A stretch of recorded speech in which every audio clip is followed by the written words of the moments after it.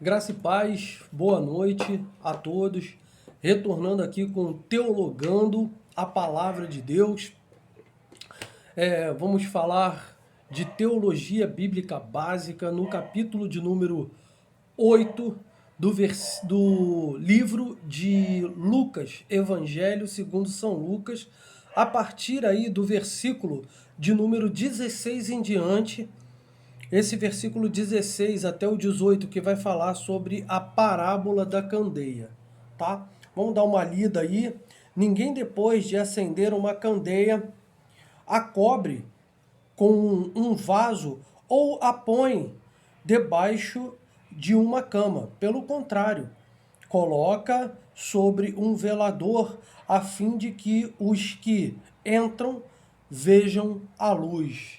Então aqui Jesus ele está se referindo às nossas vidas, quando acesas pela luz de Cristo, quando ele se refere um pouquinho mais à frente, ele diz, somos luz do mundo, né?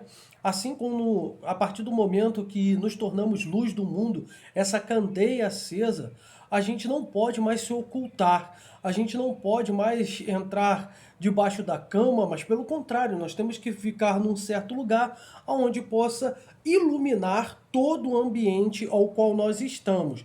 Por isso ele dá continuidade aqui no versículo de número 17, que diz o seguinte: nada há oculto que não haja de manifestar-se nem escondido que não venha a ser reconhecido e revelado. Versículo 18.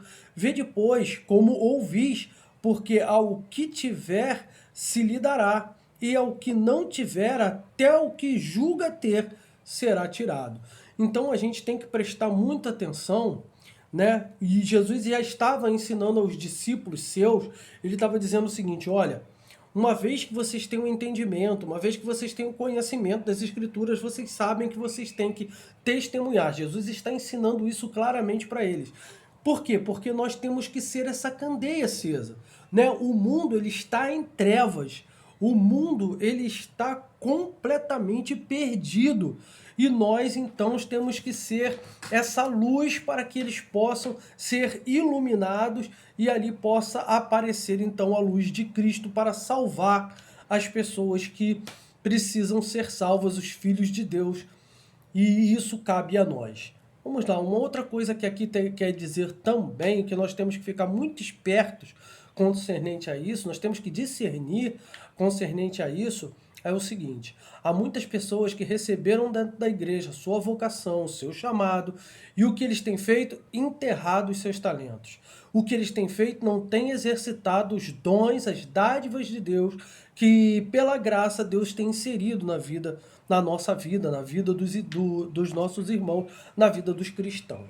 Ou o que eles têm feito? Eles têm pegado e têm se escondido. Mas Jesus ele está sendo bem claro: olha, não há nada oculto que não venha a ser revelado. E ele está fazendo um alerta aqui: olha, tome muito cuidado com aquilo que vocês ouvem. Porque tem muita pessoa que está escutando, mas não está ouvindo, né? Escutar, eu escuto no ouvido, ele sai pelo outro. Ouvir não, ouvir é quando você ouve e guarda aquela palavra. Ok? Aí ele disse o seguinte logo após isso: olha, tenha muito cuidado, porque muitas vezes aquilo que você não exercita, aquilo que você não faz, pode ser então uma condenação para você mesmo. Ok? Ele está dizendo assim: até o que tem, até aquilo que você pensa que tem, pode ser tirado de você. O mínimo que a gente pode fazer, qual é o nosso dever como cristão? O nosso dever como cristão é anunciar Jesus Cristo como a salvação do mundo. Ponto final. Isso é dever de todo cristão. Vou até usar uma palavra mais rígida: obrigação. É obrigação de todo cristão. Agora, vem a questão aí, então, mas ensinar a palavra de Deus, e pregar, e evangelizar, e essas... Evangelizar no sentido de ministério de evangelização, tá? Na questão de dons e ministério. Então não é disso que eu estou falando. Aliás, é exatamente isso que eu estou falando. É sobre essa questão. Então as pessoas às vezes são chamadas para realizar alguma coisa, um dom, uma vocação, um chamado, e a pessoa não realiza. Ela está enterrando ainda. sabe? Ela tá ali se ocultando, se esquivando, mas não vai ter jeito. Vai chegar uma hora que essa pessoa vai ter que pegar e vai ter que falar e vai ter que reconhecer aquilo que ela verdadeiramente é. Então, queridos e amados irmãos, cuidado como ouvis. Porque muitas vezes algumas pessoas pensam assim, não, eu já sou salvo mesmo, então eu não me importo em assumir nada, não. Eu sei que eu fui chamado para fazer o louvor, eu sei que fui chamado para pregar, eu sei que fui chamado para ser pastor, mas não quero não, porque eu já sou um salvo, nada mais me interessa. E aí Jesus, no versículo 18, ele disse assim, ó, vê depois como ouvis, porque ao que tiver se lhe dará, e ao que não tiver, até o que ele julga, pensa que tem, lhe será tirado. Então todo dom, toda vocação, todo chamado é para ser desenvolvido. Não se esquiva. Assume a sua realidade como cristão e desenvolve o teu dom, o teu talento, a dádiva que Deus deu por graça a você. Faça isso.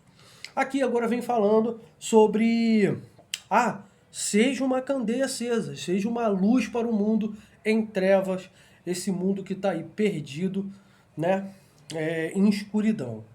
Nós é que vamos ser essas candeias acesas aí, no nome de Jesus Cristo. A família de Jesus aqui agora, do versículo de número 19 ao versículo de número 21. Vieram ter com ele sua mãe e seus irmãos, e não podiam aproximar-se por causa da concorrência do povo. Sempre Jesus estava com uma multidão atrás dele. Então ele entrou num certo lugar e ali a multidão tomou e a família dele não conseguia chegar perto dele. E aí, o que aconteceu? Versículo 20. Ele comunicaram, tua mãe e teus irmãos estão lá fora e querem falar com você. Versículo de número 21, ele responde, ele, porém, lhes respondeu, minha mãe e meus irmãos são aqueles que ouvem a palavra de Deus e as pratica. Isso aí se referindo também aos versículos anteriores. Então, aquele que ouve de verdade e pratica a minha palavra, poxa, esses são meu irmão e minha mãe, esses são considerados a minha família, os meus parentes, a minha família, né? E não aqueles ao qual se dizem parentes, se dizem família. Por quê? Porque família de Jesus é aquele que acreditava nele, que cria de verdade. Alguns teólogos dizem que a mãe de Jesus, ela foi desonrada, os irmãos de Jesus foram desonrados nesse momento e ele não cumpriu então a palavra que diz honra teu pai e a tua mãe. Enfim. Mas vamos ver uma coisa aqui antes da gente fazer qualquer tipo de julgamento, tá? No capítulo de número 7 do Evangelho segundo São João, ele diz o seguinte, versículo 5, capítulo 7, versículo 5. Pois nem mesmo seus irmãos criam nele. Ok? Então, quer dizer, a mãe de Jesus, ela estava sempre pensando, o que esse menino quer, o que esse menino vai se transformar, o que será que ele vai ser? Né? Essa era o grande pensamento da mãe de Jesus, ao ponto que também os seus irmãos, eles não acreditavam em Jesus. Não acreditavam em Jesus. Então ele foi bem claro, aqui ele esclareceu então o caso, aqui nesse momento que ele diz assim, minha mãe e meus irmãos, né, os meus familiares, são todos aqueles que ouvem a minha palavra e as praticam. Se você ouve, mas não pratica, por enquanto você não é família de Jesus, ok? Agora, se você ouve a palavra e pratica, aí você passa a ser filho de Deus, família de Jesus. Espero que essa parte aí eu tenha esclarecido direitinho, né? Porque muitas pessoas dizem muitas coisas correspondentes a essa passagem, ok? Ali eu vi uma multidão de gente. Jesus, ele não recebeu seus irmãos e sua mãe e disse, não, entra com eles, vem aqui, bota eles aqui do meu lado. Não, Jesus não fez isso. Por quê? Porque aqueles que ouvem a palavra de Jesus e praticam, esses são verdadeiros filhos de Deus, eles são verdadeiramente a família de Jesus. Foi isso que ele disse ali naquele momento. Então fica em oculto aqui, né, traduzindo para vocês, é que a mãe de Jesus nem os seus irmãos acreditavam verdadeiramente nele, né? Ouviam ele falar tudo aquilo, mas não acreditavam naquilo que ele falava e queriam um momento com ele ali, mas ele falou, não, se eles, se eles ouvem muitas vezes as minhas palavras, mas não praticam, eles não são meus familiares, ok? Vão passar a ser familiar de Jesus mais tarde e a gente vai caminhar um pouco aqui para a gente poder entender isso um pouco mais tarde, né? Jesus, ele... Então, desculpa pessoal, a cadeira escorregou aqui e aí eu tive que dar um saltozinho aqui, mas vamos lá. Então, a partir do versículo de número 22, acidentes acontecem, vamos dizer assim, né? Tá ao vivo, tá se gravando, a gente pode até cortar. Eu não tenho essa habilidade nem material para poder fazer isso, não vou cortar, então vamos dar continuidade aí no nome de Jesus. Então, Jesus, ele acalma a tempestade, tá bom? A partir do versículo de número 22, diz assim, aconteceu que num daqueles dias entrou ele num barco em companhia dos seus discípulos e lhes disse, passemos para o outro lado.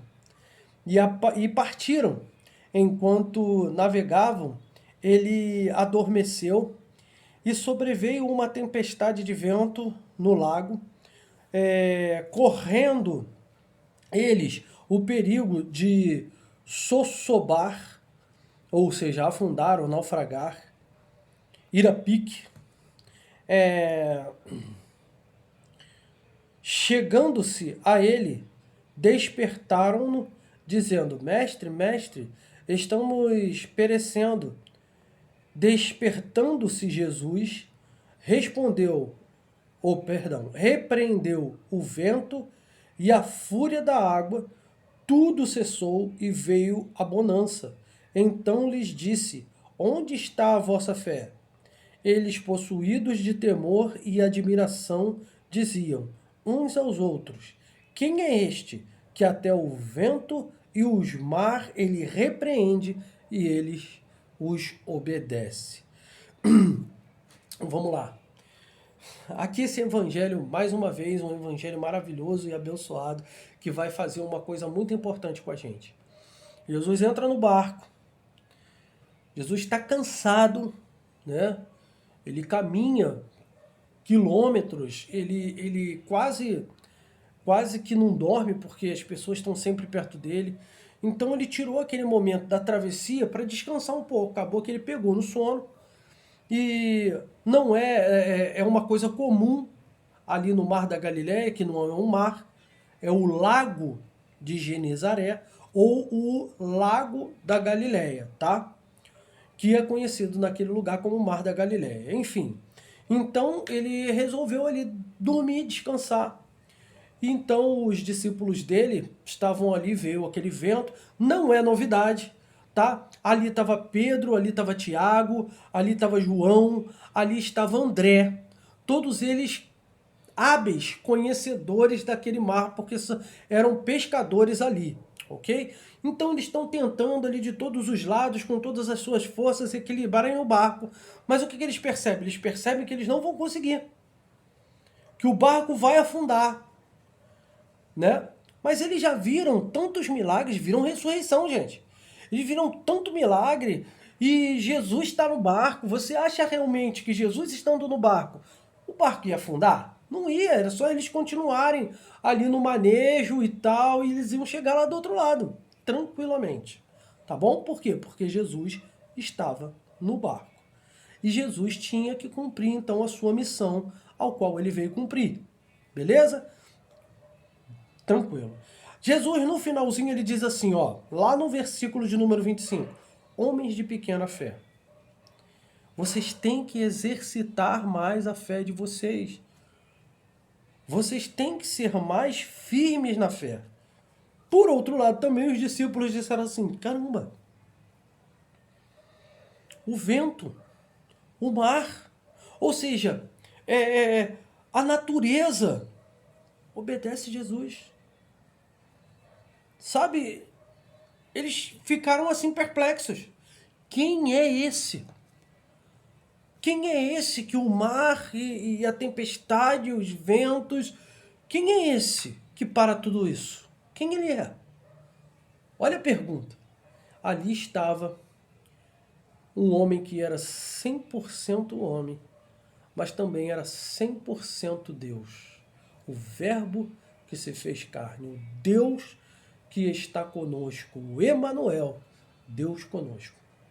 Ali então revela Jesus quem ele é. O controlador, aquele que está sob o controle de todas as coisas, ao qual nada escapa do seu controle. Ok? Então a gente já pode saber que Jesus estando no barco, com certeza chegaremos do outro lado. Então, a partir do versículo de número 26, vamos falar sobre uma passagem também muito interessante, porque eles chegam do outro lado do Mar da Galileia, numa cidade chamada Genezaré, ok? E a gente vai dar uma olhadinha nisso aí a partir do versículo de número 26. Aqui então a gente vai começar a falar da cura do endemoniado Gerazeno. Gerazeno, ok? A partir do versículo de número 26, diz o seguinte: Então rumaram para a terra dos Gerazenos, fronteira à Galiléia. Logo ao desembarcar, veio da cidade ao seu encontro um homem possesso de demônios, que havia muito, não se vestia nem habitava em casa alguma, porém vivia nos sepulcros. E quando viu Jesus, prostrou-se diante dele, exclamando e dizendo, em alta voz: Que temos nós contigo, Jesus Nazareno, filho do Altíssimo? Rogo-te que não me atormentes. Porque Jesus ordenara ao espírito imundo que saísse do homem, pois muitas vezes se apoderava dele e, embora procurassem conservá-lo preso com cadeias e grilhões, tudo despedaçava e era impelido pelo demônio para o deserto. Perguntou Jesus, qual é o teu nome? Respondeu ele, Legião, porque tinha entrado nele muitos demônios. Rogavam-lhe que não os mandassem sair para o abismo. Ora, andava ali pastando no monte uma grande manada de porcos. Rogaram-lhe que lhes permitisse entrar naqueles porcos, e Jesus o permitiu.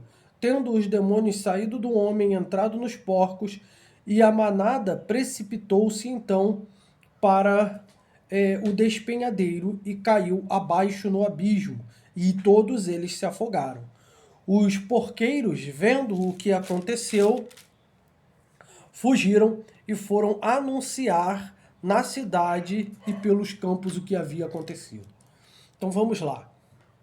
Jesus ele atravessa então o mar juntamente com seus discípulos, chega do outro lado, vem um homem então endemoniado na direção dele e ele automaticamente já repreende aquele homem. Ele já sabia que aquele homem estava naquele estado. E aqui conta então as características, aquilo que acontecia, aquilo que os demônios faziam por intermédio daquele homem. Então Jesus manda que aqueles demônios saiam da vida daquele homem. E algumas pessoas pensam que Jesus ali começou um diálogo com aqueles demônios, né? Jesus não estava ali fazendo um interrogatório, um diálogo com aqueles demônios, né? Ele perguntou ali até mesmo para a questão de informação dos seus próprios discípulos, né? Quem vocês são? Aí ele responde, somos legião porque nós somos muitos. Né? Então ele entendeu ali que não havia somente um, mas que havia muitos demônios. E aqueles demônios sabiam que quando Jesus expulsasse eles da vida daquele homem, o que ia acontecer com aqueles demônios? Eles tinham que parar no abismo. Não é? Porque lá em Apocalipse fala exatamente sobre isso. Fala que o abismo ele é preparado para o diabo e seus anjos, o inferno, o lago de fogo eterno, né, é preparado então para o diabo e os seus anjos. Ficariam presos em cadeias eternas, reservado para o dia do juízo. Enfim, aí aqui Jesus ele está tratando justamente disso. Aí ele vai lá, mas esse não é o ponto principal, tá, gente? Aqui não é o ponto principal da questão. Aqui Jesus ele vem narrando para dizer como aquele homem estava. Aquele homem ele não tinha contato mais com a sua família. Aquele homem não tinha mais contato com a sua vizinhança. Aquele homem não tinha mais contato com as pessoas. Ele vivia no meio dos sepulcros. Ok? Então ele estava completamente excluso da sociedade. Né? Se ele tinha alguma religião, ele estava completamente fora da sua religião. Então ele não tinha nenhum convívio com a sociedade.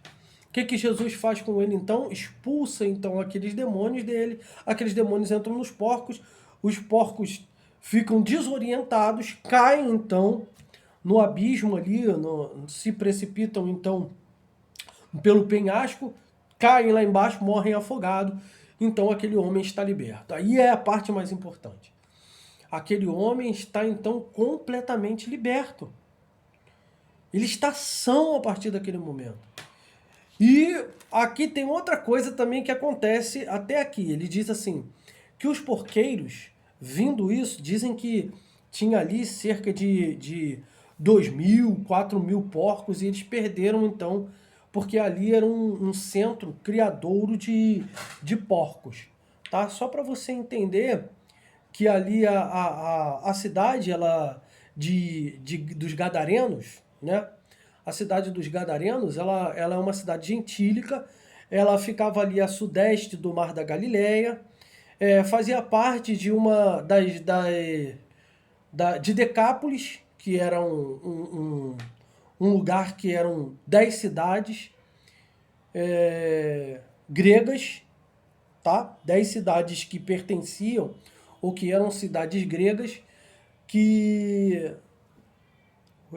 aquelas pessoas ali, elas tinham então um criadouro de porcos ali, né? Era onde o Império Romano vinha e pegava a sua alimentação, a sua carne, porque era uma carne consumida ali muito pelos romanos, tá bom?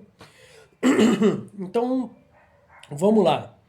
Então, aqueles homens, os porqueiros, vendo o seu lucro indo embora, foram para a cidade e começaram a falar a respeito de Jesus. Começaram a falar a respeito de Jesus. Olha que um homem veio e pegou e falou para os demônios saírem da vida do cara. Então, a ênfase não era o demônio sair da vida do cara, da mensagem desses caras aqui, dos porqueiros. É que eles perderam os porcos.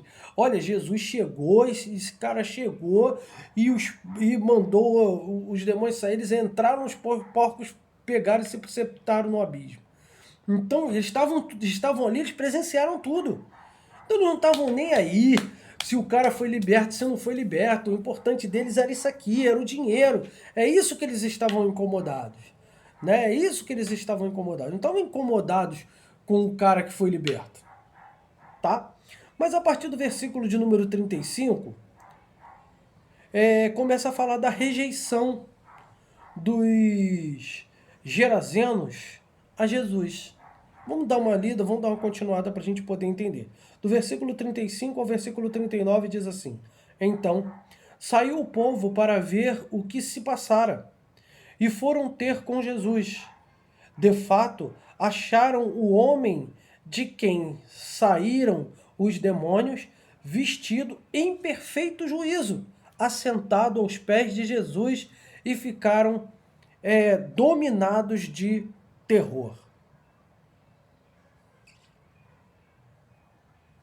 Algumas pessoas que tinham presenciado os fatos contaram-lhes também como fora salvo o endemoniado. Então, quer dizer, haviam algumas pessoas que viram tudo aquilo que estava acontecendo e estavam do lado da pessoa que foi liberta. Né? E contaram, não, poxa, Jesus chegou aqui e os demônios saíram. E, claro, eles iam ter que falar, né? Os demônios entraram nos porcos e os porcos se precipitaram e morreram. E aí o que acontece? Versículo 37, todo o povo e circunvizinhanças, os gerazenos, rogou-lhe que se retirasse deles, pois estavam possuídos de grande medo, e Jesus, tomando de novo o barco, voltou. Aqui, vou dar uma paradinha aqui nesse versículo de número 37 para comentar uma coisa com vocês. Então, por que eles não quiseram que Jesus ficasse na cidade? Caramba, já pensou se naquela cidade tivessem uns 100 ou 200 endemoniados? Ia acabar com os porcos da cidade. Ia acabar com o lucro, que era a fonte de lucro daquela cidade. Entendeu? Então, por isso, eles ficaram com muito medo de perder o quê? De perder a sua estabilidade financeira. Foi isso que eles estavam pensando. Né? Apesar de alguns verem o estado que aquele homem estava e reconhecer o que Jesus fez pelo aquele homem. Então eles falaram que não queriam Jesus na cidade e mandaram ele se retirar. E Jesus então entrou no barco e se retirou. Versículo 38. O homem de quem tinha saído os demônios rogou-lhe que o deixasse estar com ele. Jesus, porém, o despediu dizendo assim: volta para casa, conta a todos tudo o que Deus fez por ti. Então foi ele anunciando por toda a cidade todas as coisas que Jesus lhe tinha feito, tinha realizado a favor dele. Entre os gentios, foi o primeiro evangelista da história. Ficou ali anunciando Jesus para aquelas pessoas que estavam ali. Olha o que Jesus fez por mim. Ele me restaurou para minha família. Primeira coisa que ele fez, que Jesus até aconselhou ele a fazer, ó, primeira coisa que você vai fazer, você vai para sua família. Mostra lá para ela o que aconteceu com você. E aí ele foi lá e mostrou o que Jesus fez para ele. Aí ele começou ali pelos seus vizinhos. Olha o que Jesus fez por mim. E ali então foi crescendo. E ele foi então falando daquilo que Jesus fez na vida dele para todas as pessoas de Genezaré. Ali. Gadara, né? No caso ali. Daquela cidade. E por isso que Jesus ele pede para que volte para a casa dele. Muitos pregadores dizem, e eu concordo até certo ponto com eles, né? Alguns teólogos também afirmam isso, e eu concordo também até certo ponto com eles. Jesus ele quer que o evangelho ele comece dentro da nossa própria casa.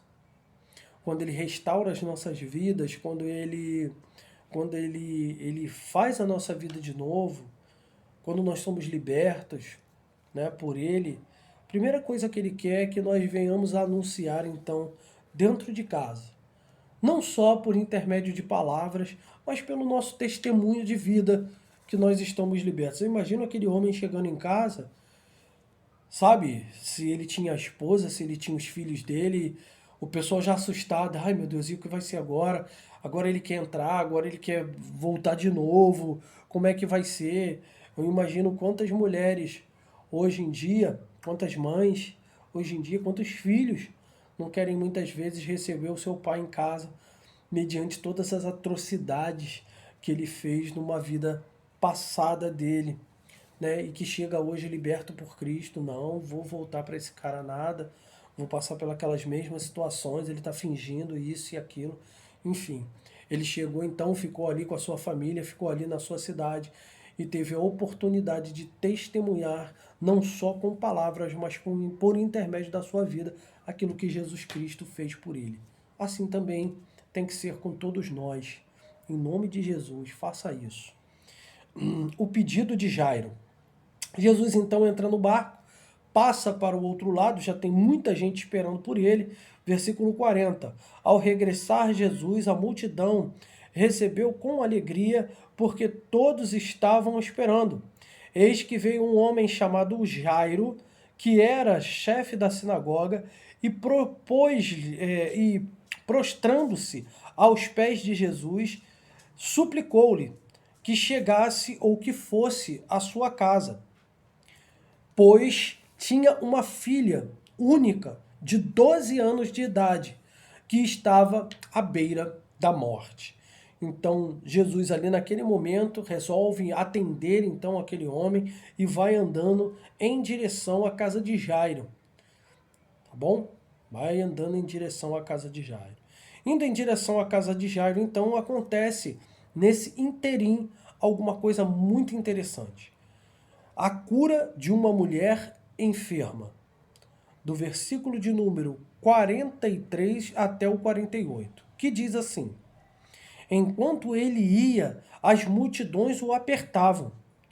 Certa mulher que havia 12 anos vinha sofrendo de uma hemorragia a quem ninguém tinha podido curar e que gastara com remédios todo o seu dinheiro, todos os seus haveres. Versículo 44.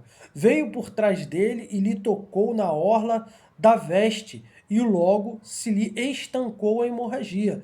Mas Jesus disse: Quem me tocou? Como todos negassem, Pedro disse o seguinte: Como assim, Senhor?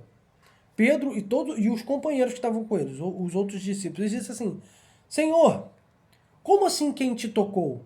A multidão toda te aperta, como o senhor sabe quem te tocou?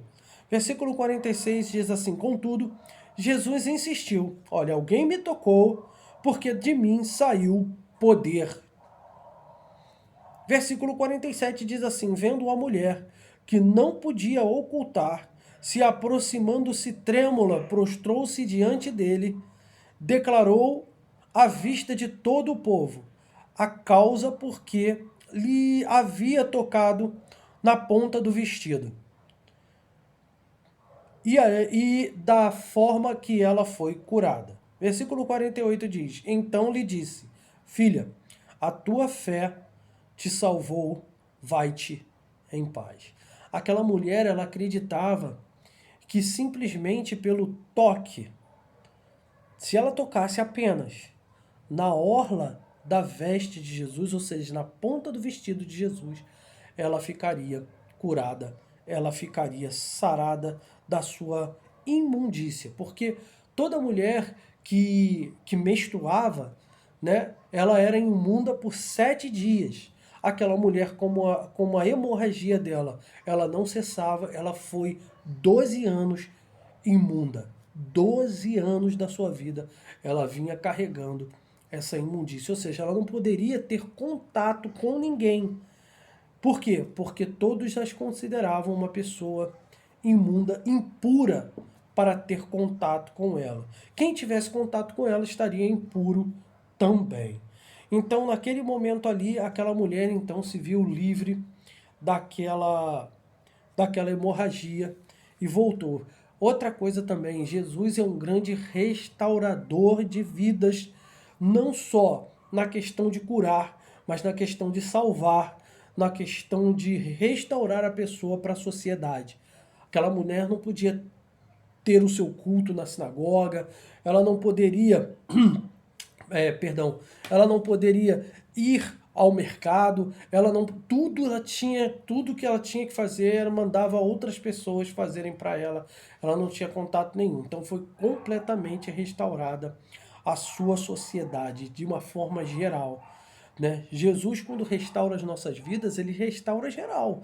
Ele restaura para que nós estejamos inseridos completamente na nossa sociedade.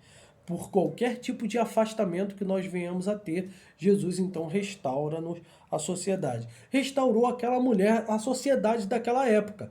Tá bom? Eu quero que vocês entendam muito bem isso. Uma pessoa de lepra hoje tem hanseníase, ela vai fazer um tratamento na clínica, né? E ali ela vai pegar e vai tomar os remédios, tomando os remédios direitinho. A grande parte das hanseníases, elas são curadas, elas têm como regredir. Hanseníase, para quem não sabe, né? Hanseníase é lepra. Então, uma mulher com hemorragia constante todo dia, poxa, fica difícil até de sair de casa, né? Às vezes uma mulher, quando no seu período mensal ou no seu período menstrual, já aquelas que menstruam além do normal, já é uma dificuldade para sair de casa. Imagina essa senhora, essa mulher aqui com 12 anos sofrendo desse mal. Então, naquela época isso era dessa maneira, era dessa forma, era desse jeito, tá? E, claro, vamos aqui voltar então de novo. O Jairo. Estavam caminhando para a casa de Jairo, todas essas coisas. Teve o tropel da multidão, aquela multidão toda ali. O andar era lento, tal. E que Jesus continuava caminhando em direção. Então ela chegou ali, olha, a tua fé te salvou, vai-te em paz para tua casa, filha, fica tranquila, entendeu? Agora vamos lá, vamos continuar andando. Aí o versículo 49 vai falar a respeito da ressurreição da filha de Jairo. Mas antes desses acontecimentos, no versículo 49 até o versículo de número 56 diz assim: falava ele ainda, quando veio uma pessoa da casa do chefe da sinagoga dizendo: tua filha já está morta, não incomodes mais o mestre. Imagina como Jairo ficou decepcionado. Você imagina o semblante de Jairo. Você imagina o tamanho da tristeza que naquele momento, recebendo aquela notícia, Jairo estava sentindo. Imagina você. Recebeu uma notícia de que não adianta mais, a sua filha está morta. Não incomoda mais o mestre não, já era, já acabou. Voltar para casa e fazer o enterro dela, né, o que talvez tenha passado na mente de Jairo. Mas no versículo de número 50 ele diz assim, olha só, Jesus diz: mas Jesus, ouvindo isto, lhe disse: não temas, crê somente, e ela será salva. Tenha fé, Jairo. Tenha fé. Vamos comigo lá. Eu vou contigo, eu vou lá na tua casa. Vamos lá, eu vou te acompanhar. Continue acreditando, continua confiando. Ela está salva, ela será salva. Fica tranquilo. Jesus falando para Jairo. Jairo confiou, no versículo de número 51 em diante, então diz assim: tendo chegado à casa, a ninguém permitiu que entrasse com ele no quarto, senão Pedro, João e Tiago, e bem assim o pai e a mãe da menina. E todos choravam e pranteavam, mas ele disse: não choreis, ela não está morta, mas dorme. Porque para Jesus, para Deus, ninguém está morto, todos dormem. Dormem nesse mundo aqui, nessa nossa carne. Para Jesus, para Deus, todo mundo dorme. Ok? Porque Ele é o autor da vida. Então vamos transformar isso para aquele momento agora. Naquele momento ali chegou a vida. Chegou a ressurreição e a vida. Jesus é o autor da vida. Jesus é o autor e o consumador da ressurreição. Então lá vem ele devolver a vida àquela menina. Versículo de número 53. E riam-se dele, porque sabiam que ela estava morta. Jesus se referindo à morte. Jairo, escuta bem o que eu vou te dizer. Eu quero que você, agora nesse vídeo, preste atenção numa coisa que eu vou te falar. Mesma coisa que Jesus disse para Jairo. Ela dorme. Porque para mim, não existe ninguém morto. Aquele que crê em mim, Jesus disse, ainda que esteja morto, viverá. Ele é o autor da vida. Então vamos continuar o texto.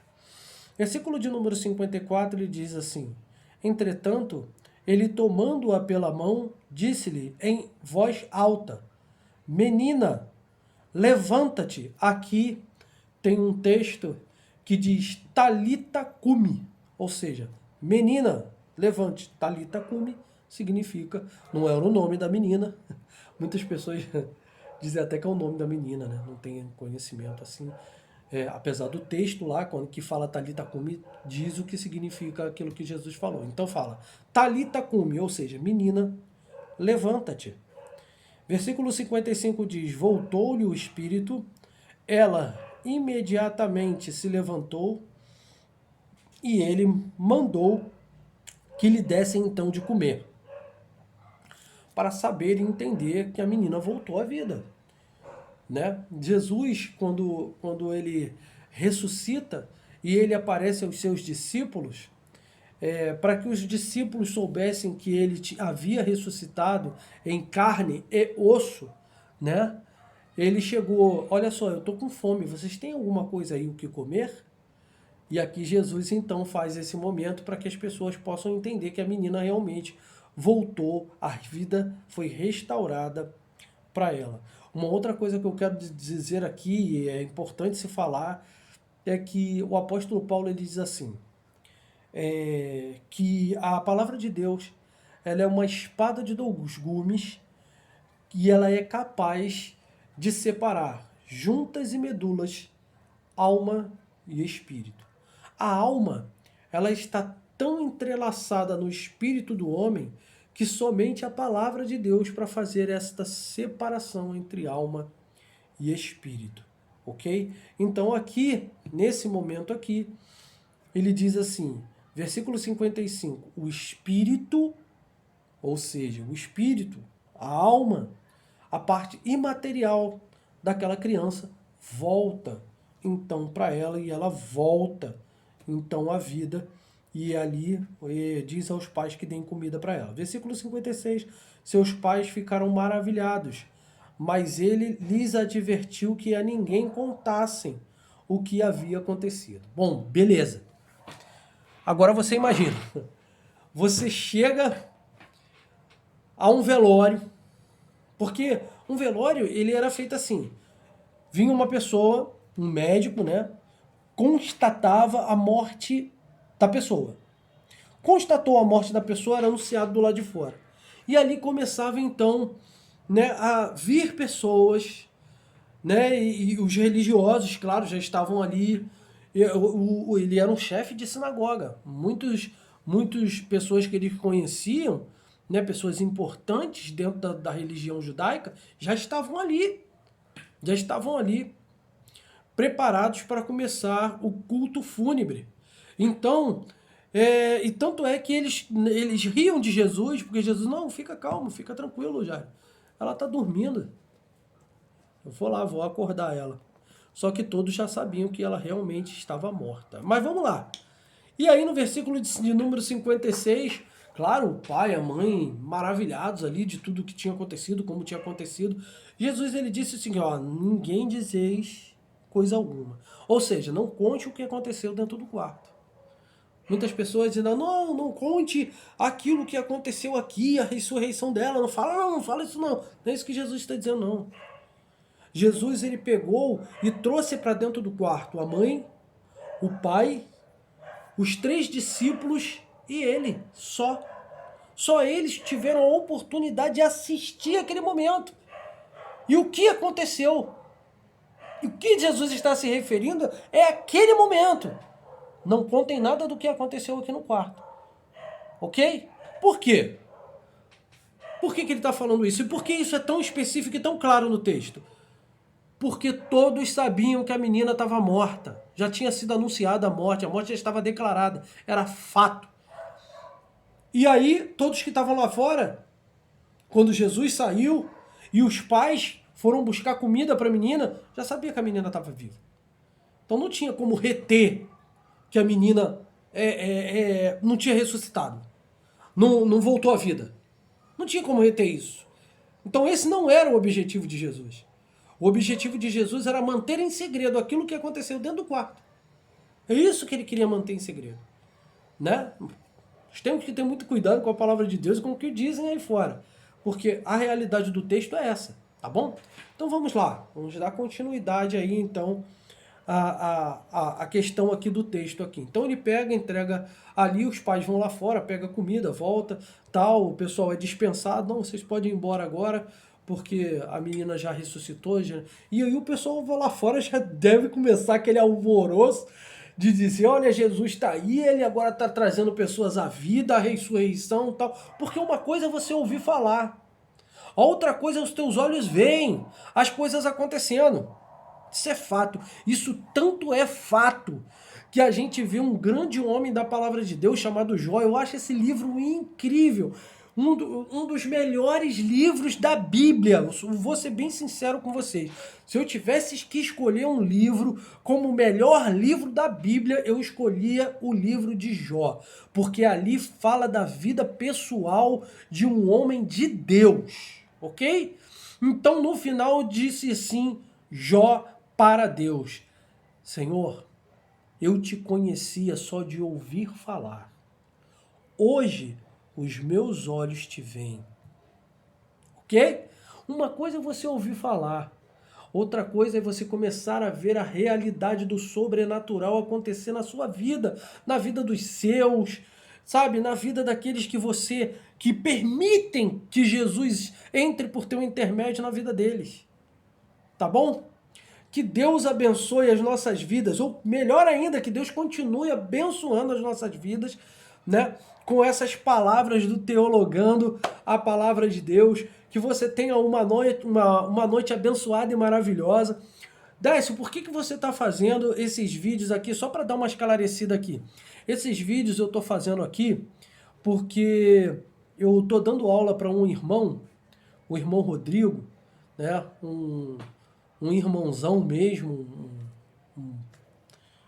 um amigo, né? E ele não tem tido condições de estar comigo ali presencial. Então eu decidi fazer esses vídeos aqui. Eu sei que os vídeos não são perfeitos, tá bom? Realmente não são, porque eles são gravados para esse meu querido amigo, para que ele possa estar estudando juntamente comigo aí a palavra de Deus, tá bom? Aquelas pessoas que escutarem, claro, sejam muito bem-vindas, estudem mesmo, vejam a palavra de Deus. Se vocês não concordam com aquilo que eu estou dizendo, não tem problema, né? Só espero que vocês respeitem aquilo que está sendo dito, aquilo que está sendo falado, tá bom? Se você é um teólogo, assim, sabe que eu não estou tratando de uma teologia nem intermediária, nem uma teologia avançada. Eu estou falando daquela teologia mais simples, daquela que a gente tem um contato com as pessoas que não entendem muita coisa, às vezes até mesmo de teologia, e a gente vai conversando, então, assim, e vai fazendo com que as pessoas possam entender os pormenores das Escrituras, dentro da simplicidade ao qual nós podemos falar, né? Por isso que eu falo que o Teologando a Palavra de Deus, ou a Palavra de Cristo, ele é uma teologia bíblica básica. Outra coisa importante é que é uma teologia bíblica básica, simples, de que forma que todas as pessoas possam então estudar e entender essa parte das Escrituras. Se ficou alguma dúvida, você pode pegar aí nos comentários e fazer aí então o seu comentário e fazer então aí a sua pergunta. Que Deus abençoe as nossas vidas, continue abençoando as nossas vidas em nome de Jesus Cristo. Graça e paz, tenham um ótimo final de domingo em nome de Jesus Cristo.